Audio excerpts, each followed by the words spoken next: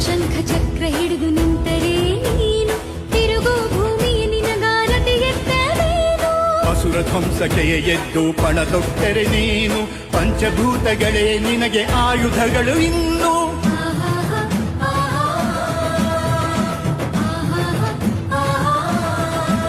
ದುಷ್ಟ ಸಂಹಾರಿಣಿ ಶಿಷ್ಟ ಝೇಂಕಾರಿಣಿ ಚಂಡಿ ಚಾಮುಂಡಿನಿ ಮಹಿಷ ಮರ್ದಿನಿಯು ನೀ ದುರ್ಗಾ ಪರಮೇಶ್ವರಿ ತಾಯಿ ನಮ್ಮ ಸ್ತುತಿ